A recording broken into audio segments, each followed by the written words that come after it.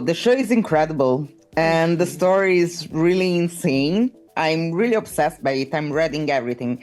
I want to ask you, what did you know about the 40 elephants, if you haven't heard about it? And how did you approach, each one of your character? Did you make some research? I don't know. Yeah, I think for the 40 elephants, not a lot of us knew who they were. No. So at first we were like, wow, who are these women? First of all, I need to know everything about them. So as soon as I got even if I didn't get the job, I'd be straight onto Google, straight onto looking on the books, right? And I feel like that's going to be the same for a lot of people who watch it. Yeah. They're going to be having to see, because once you know who they are, the information is out there and you can find it. It's just not even known that story existed in the first place. So yeah, straight onto books. There's one called Alice and the 40 Elephants. Yeah. And that's a really good book to see it's great because it gives such a good historical context of the time. It sets it up really well. You kind of know an insight into how people were living and how tough it was, what they had to do to survive, and make, and the kind of conditions that they were living in, tenements with 8-9 people in one room. It's insane. So, when they're faced with that and the girls come together and they kind of were making a life for themselves, it's quite inspiring. There's quite, as you can imagine, there's quite a lot of information in newspaper cuttings about these lovely ladies. You can imagine, right? They were in the newspapers for quite a lot, and and so sometimes they are a great insight into character building and what these ladies were really like. But as in every great drama, you take real life people, you take real life situations, you can be creative with it, and I think that's what we've done and achieved amazingly in 1,000 Blows. Of course. And your characters are brilliant. I mean, all the ladies in the show are brilliant. The show is brutal, we can say. It's really brutal. But watching the episode, you can see behind every woman of the show, there is a lot of pain and sometimes desperation. So I want to ask you, how was it for you, as actresses, to explore this balance and of each one of your characters? I think it was our duty as actors to have a look and go back to who were you see them on screen, who were they before that, and have that backstory of course they live in London, East London.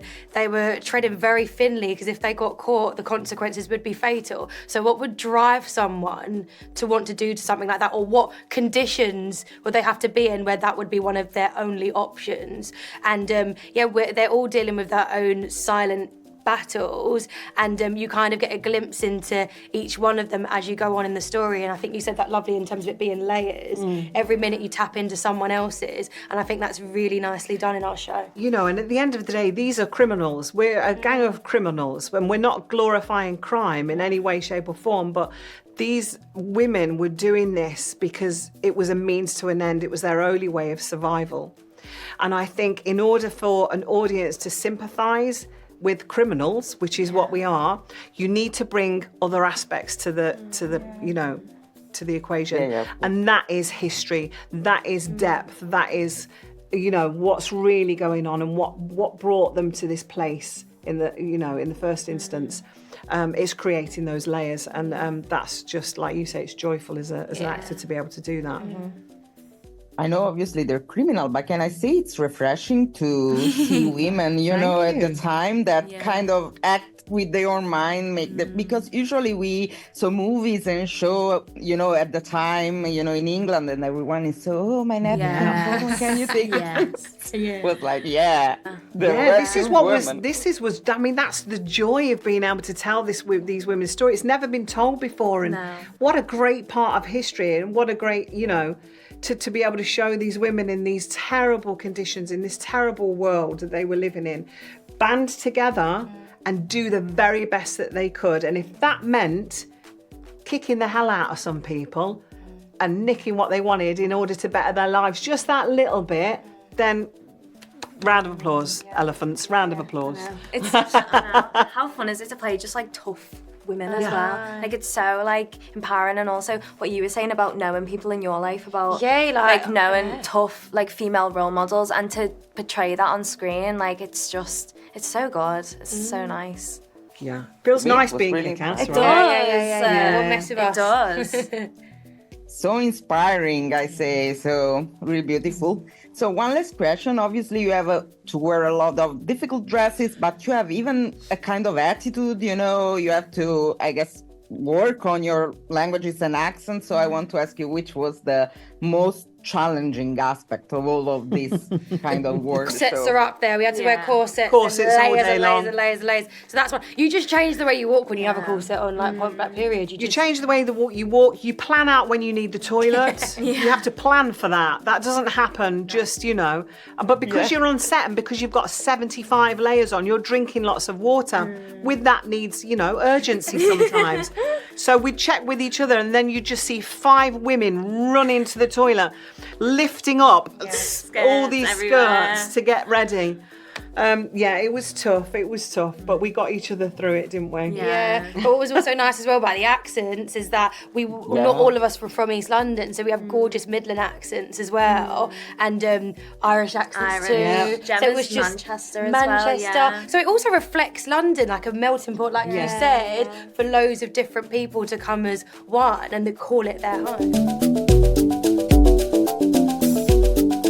The first question I want to ask you is, the show is actually inspired by true events, and I'm obsessed by this. I'm reading everything about it. So I want to ask you, how much did you know about this story, and how each one of you kind of approach your respective characters, knowing all this background of the story? I had no idea about Sugar Goodson or Mary Carr and the 40 Elephants, or about Hezekiah Moscow, and it was, obviously I really enjoyed reading the script and reading, about Mr. Lau, but it gave me permission to learn about this time period and of these characters. I mean, reading about the 40 Elephants and their brazen robbery of am I allowed, is this a spoiler? Of their methods and certain department stores. I just thought it's in a way, like, it's so inspiring, to think of these women in that time period who might have been stereotyped or regarded as not strong or whatever, because for them to sort of use what they had to do the sort of things that they did, it's inspiring. And then reading about Hezekiah Moscow, like there was a Jamaican man who came to London who had Chinese ancestry, incredible. And then to give those characters into the hands of someone like Stephen Knight to write, I mean, we have something very special in our hands. I mean, when you Google Hezekiah Moscow, that image of him comes up, right? Yeah. That's your first port of call. There he is has he got the belt round him and the gloves are up, and you think, what a stunning individual. And it's about how we then just transport the audience into that, that as a starting point, we go into the story. So it's when you're dealing with true life events, it's always a brilliant extra element to proceedings. Yeah, but you asked about how, like, the approach of the characters as well, and it's like through the process for me, I tried to keep as little knowledge about everyone else as possible, because, as you know, Alec and Hezekiah come to England and they don't know anyone. They don't know, there's no previous knowledge of this, so they're coming with a dream, both their dreams and hopes, trying to achieve what they want to achieve. So learning about that during the process was, like, important for me, and I think it was necessary to kind of see what people brought to it and kind of be a novice in that situation, because that's what they would have felt. And the show is brutal.